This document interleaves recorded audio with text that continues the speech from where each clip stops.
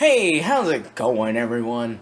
Supersonic Levi here today, showing you all how I got Wind Waker to look the way it does. How I showed it off in the other video. Yeah, so without further ado, let's get started. Let's get cracking on this thing. Alright, so I just want to get this off right now. If you want to get this is for you, Alex. If you want to get the texture pack that I had earlier on the other video, all you gotta do is go download it from a guy named Alex S. He's on YouTube, and he's doing a Wind Waker HD mod too. Imagine that. But anyway, so first off, so this is the vanilla game right now. There's no shaders, no anything. It's just the original game, of course, with widescreen and other stuff on, but all the colors and everything else is original. So what you first want to do is you want to have Ishiruka FX and Dolphin Effects. You got to make sure Ishiruka FX is on top, because I'll show you what happens if Ishiruka is on the bottom. So what you want to do is, it doesn't matter which one you do first, but I usually start with Ishiruka since it's just on top, you know. So ssao. Now for some computers, having ssao on can cause major slowdowns, so you can choose either to have this on or off. I choose to have it on. So here you go. Here is it on. And you're like, Levi, what does it do? It just adds, like, hard to explain for me. I'm not really good at explaining these type of things. I'm just like, does it look good? Yeah, it looks good. Put it in. But it's kind of like a shader. It just puts shading on everything. And I kind of like it, so I keep it on. So you come over here to bloom, right? We're gonna mess with this setting later, but you come over here to bloom, right? The bloom setting. So light scattering, you can choose to have that on or off. I'll show you how it affects things later. But what you got to do is you set these first two knobs, bloom width all the way to the highest, bloom power all the way to here, like that. Bam. This is how it works for me. So if it doesn't work for you, I don't know. Maybe something's wrong with mine, or maybe something's wrong with your Dolphin. I don't know. And then you set the bloom intensity all the way down to the lowest, and you turn it on. And you're like, well, Levi, that didn't do anything. And I'm like, yeah, I know. We're not done yet. So you go into Gaussian Anaflare, Gaussian Anam Flare, however you pronounce it. And this is really simple too. You set threshold all the way to the lowest. You set whiteness all the way to the highest. Amount, lowest. Curve, lowest. Colors, this first one, which is blue, all the way to the highest. And everything to the lowest, I mean. And these ones all the way up. Like that. By the way, before I continue, the Ishiruka Dolphin version I am using is 674 whatever, blah blah blah. You can pause the video and find out yourself, alright? So, yeah, that's what version I'm using. So we turned on bloom, right? Here's bloom, it's set to that. You're like, Levi, it doesn't do anything. That's what this is for. Then you like I said, you do these settings, and bam, you automatically get more color. It brings out bloom, but except it brings out a certain color bloom. And as you can see, it mainly hooks up the sky, which is what we want, because in Wind Waker HD, the sky is pretty dang bright, while everything else is not as bright. Like the ocean and stuff is not as bright. And so you come over here to scene tone mapping. This is where it can kind of get a little complicated, because, you know, there's a lot more knobs and stuff, and they're not just all the way at the end or all the way at the beginning. So film operator, it doesn't matter if you put it on 1 or 0. I noticed 0 difference with that. Tone map type, you want to make sure that's on 2.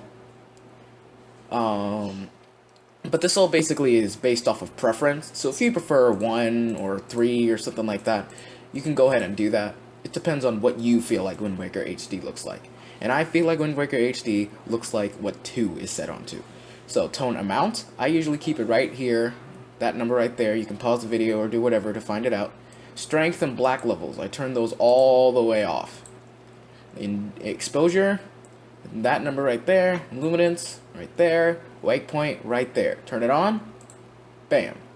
You're like, Levi, that barely does anything either. Well, if you look closely at like the ocean, Because what happens is the Gaussian anti-flare, what happens is when it's off, it brightens up anything that's white or brightly colored, right? So that means like the clouds, and that also includes like these water lines. And it also includes Link's face and pants, whatever, tunic, whatever.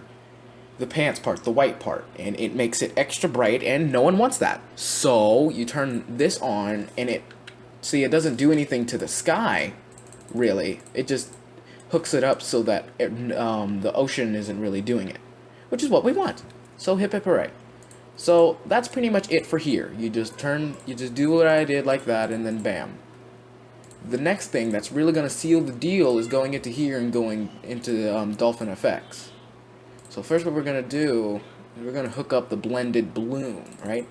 So I keep that at 2, keep that at the highest, the bloom type at 2, bloom strength all the way up, blend strength a little bit under where the 2 is, like right there, bam.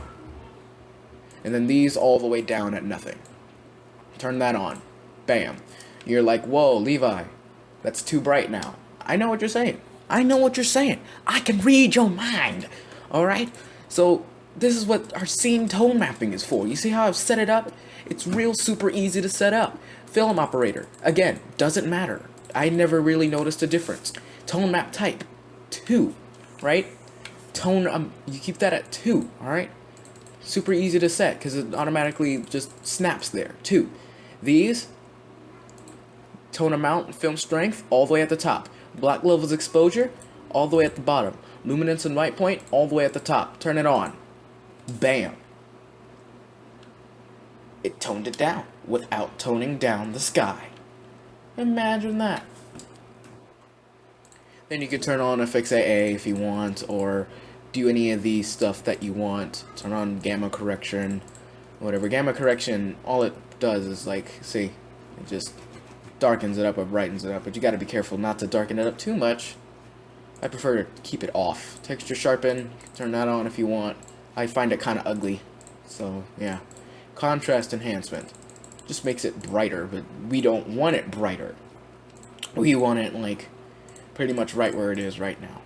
So yeah, that's how I got it to be where it is. Oh yeah, before I forget, we're missing that rim lighting, aren't we? Because Link, along with other people in the game, have rim lighting. So you gotta turn it on, the per pixel lighting. Turn per pixel lighting on, and then turn on Fong lighting, right?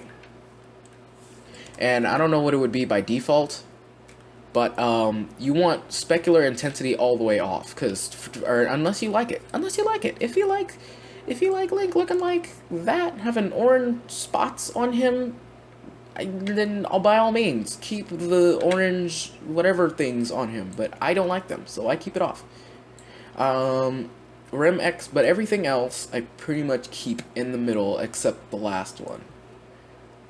The rim exponent, it means do you want it to cover, how much you want it to cover. Do you want it to cover his whole body? See how it starts to cover his whole body? Or just the outline? I prefer in the middle, to cover both outline and whatever, you know what I mean. Rim base, do you want it to be colored or not colored? Because you can have it colored or not colored. See how it gets brighter? Because that's colored makes it darker because it blends in, and no color makes it brighter because it's basically just white. And intensity, you know, that's just how strong it is. I turn it all the way up. And yeah, that's pretty much all I do to the game to make it look like how it did before. And of course, we gotta add that, of course, before I forget, we gotta add that beautiful, beautiful Alex S textures. I just love the way he made the clouds. They look so accurate to the Wii U. I love it. So yeah, in case anyone cares, that's how you do it. I don't know. This is what I think Wind Waker HD looks like. You know, people have different tastes and stuff, and that's alright. But yeah, this is just what I think Wind Waker HD looks like. So yeah, this is Supersonic Levi signing off, and I will see you all on the next one. Bye bye.